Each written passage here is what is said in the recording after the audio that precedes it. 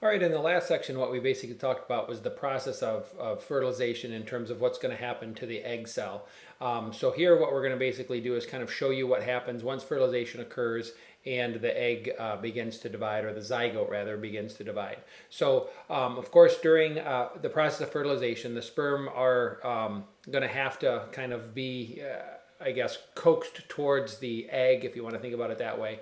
And so in mammals, for instance, there's secretions in the reproductive tract of the female that help kind of activate the sperm and get them going into the right direction, and making them more active in terms of their swimming.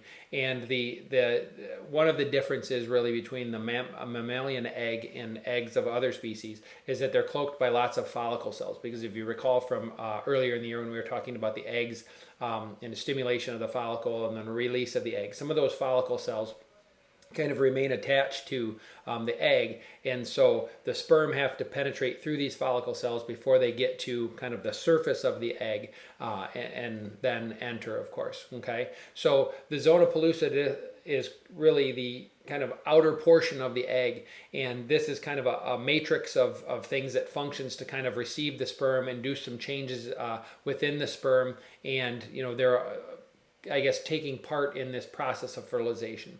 A lot of the things that we talked about, of course, earlier on still apply here in terms of the sperm has an acrosome, which is a bag of hydrolytic enzymes on its surface.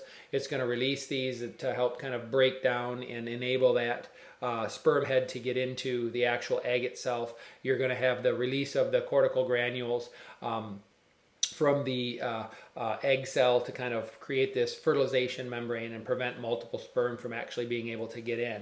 And then once the egg and the sperm membranes fuse and that sperm is taken into the egg, the sperm is going to deliver, of course, its genetic material, but it also brings with it some centrosomes, which the eggs lack.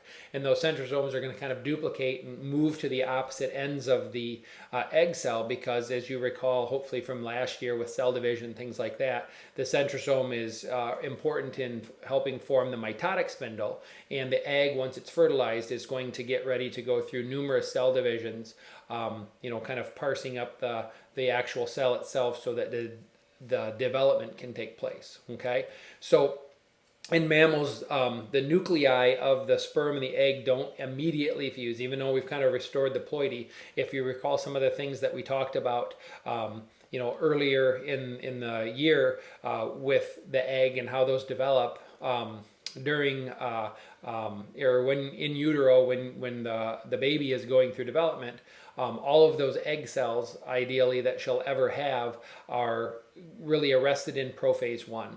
And then each month, recall, during the monthly cycle, they're going to be induced to kind of undergo some cell division, or excuse me, some meiotic division, and then they're going to be arrested in metaphase 2 of meiosis 2. And then if fertilization occurs, then it's going to complete the meiotic division, and then the nuclei will eventually form.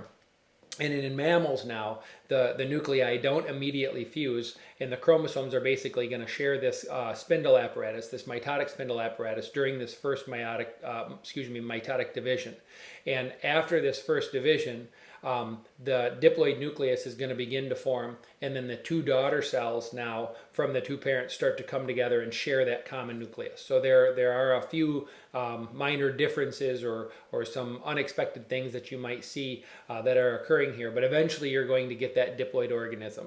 And the process of fertilization itself in mammals is quite slow because of all of this stuff that's going on here with the sperm actually getting in and the spindle apparatus being made, the nuclei coming together, and then the completion of meiosis in the egg. But once all of this entire process takes place, there's a bunch of cell divisions that are going to take place, and they're not going to result in a growing of the egg. That one egg cell now is going to be divided up numerous times, as we'll see here in a video shortly. But because the cells aren't really growing, that egg cell isn't getting any larger, it's just kind of parsing up or dividing up the cellular contents. It's basically skipping the growth phases of the cell cycle, and it's just synthesizing the DNA and then dividing, synthesizing the DNA and then dividing. So this embryo, like we said, doesn't really enlarge much. It just becomes basically an aggregate of cells, and it's referred to as the blastula or the blastocyst. So here's a little movie that's kind of showing what we were talking about here, okay? This is a frog embryo, but the same type of thing is going to be occurring in the human cells.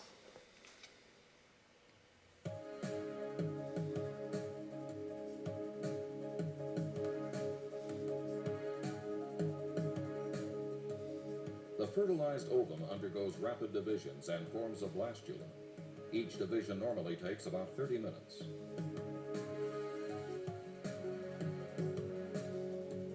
So you can see there's numerous cells here, and the actual structure is not increased in size, just the number of cells.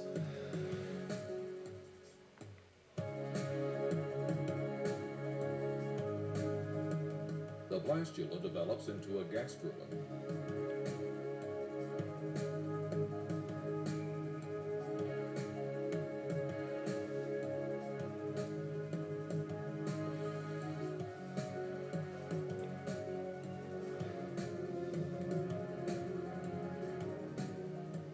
Neural folds develop and fuse to form the spinal cord and brain. Now it's starting to increase in size.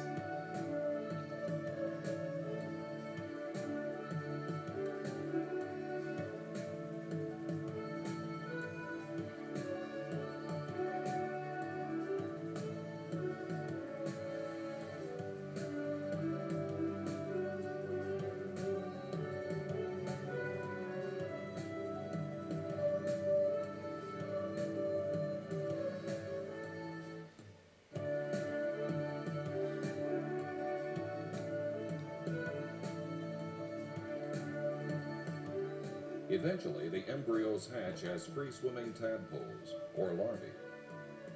The tadpoles undergo metamorphosis, and tiny frogs emerge that eventually grow into adults.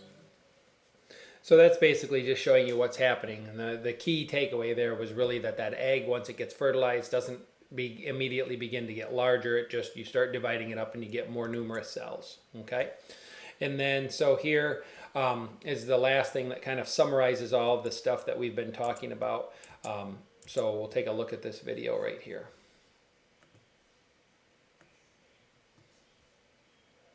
With an egg and form a new human life. Sorry. Here we go. Fertilization is the epic story of a single sperm facing incredible odds to unite with an egg and form a new human life. It is the story of all of us.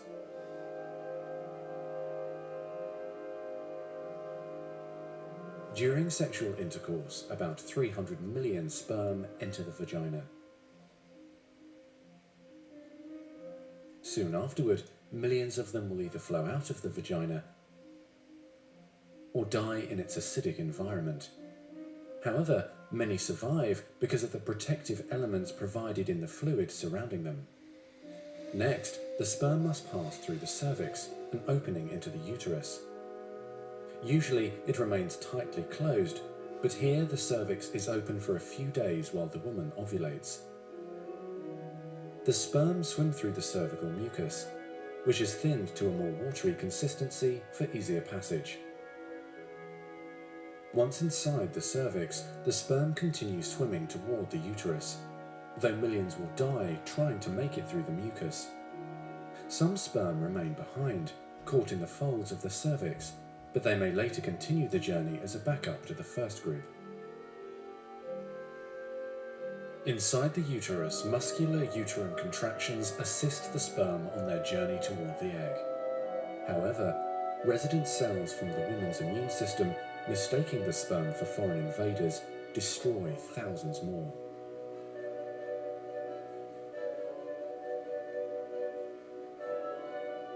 Next, half the sperm head for the empty fallopian tube, while the other half swim toward the tube containing the unfertilized egg.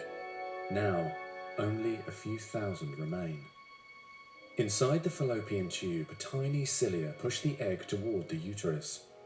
To continue, the sperm must surge against this motion to reach the egg. Some sperm get trapped in the cilia and die. During this part of the journey, chemicals in the reproductive tract cause the membranes covering the heads of the sperm to change. As a result, the sperm become hyperactive, swimming harder and faster toward their destination. At long last, the sperm reached the egg. Only a few dozen of the original 300 million sperm remain. The egg is covered with a layer of cells called the corona radiata. The sperm must push through this layer to reach the outer layer of the egg, the zona pellucida. When sperm reach the zona pellucida, they attach to specialized sperm receptors on the surface, which triggers their acrosomes to release digestive enzymes, enabling the sperm to burrow into the layer. Inside the zona pellucida is a narrow, fluid-filled space just outside the egg cell membrane. The first sperm to make contact will fertilize the egg. After a perilous journey and against incredible odds, a single sperm attaches to the egg cell membrane. Within a few minutes, their outer membranes fuse and the egg pulls the sperm inside. This event causes changes in the egg membrane that prevent other sperm from attaching to it. Next, the egg releases chemicals that push other sperm away from the egg and create an impenetrable fertilization membrane. As the reaction spreads outward, the zona pellucida hardens, trapping any sperm unlucky enough to be caught inside. Outside the egg, sperm are no longer able to attach to the zona pellucida. Meanwhile, inside the egg, the tightly packed male genetic material spreads out. A new membrane forms around the genetic material, creating the male pronucleus. Inside, the genetic material reforms into 23 chromosomes. The female genetic material, awakened by the fusion of the sperm with the egg, finishes dividing, resulting in the female pronucleus, which also contains 23 chromosomes. As the male and female pronuclei form, spiderweb-like threads called microtubules pull them toward each other. The two sets of chromosomes join together, completing the process of fertilization. At this moment, a unique genetic code arises, instantly determining gender, hair color, eye color, and hundreds of other characteristics. This new single cell, the zygote, is the beginning of a new human being. And now the cilia in the fallopian tube gently sweep the zygote toward the uterus, where he or she will implant in the rich uterine lining, growing and maturing for the next 9 months until ready for birth.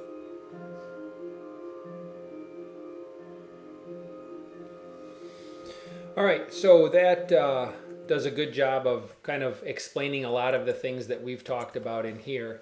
A little bit dramatic in terms of music and stuff like that, but I think it serves as a really good review and explains a lot of the things that we've talked about and kind of gives you a visualization of what's going on. So certainly if you have any questions, make sure you ask, write those questions down, and if not, then we'll get on with part 3 here pretty quick. All right, we'll talk to you soon.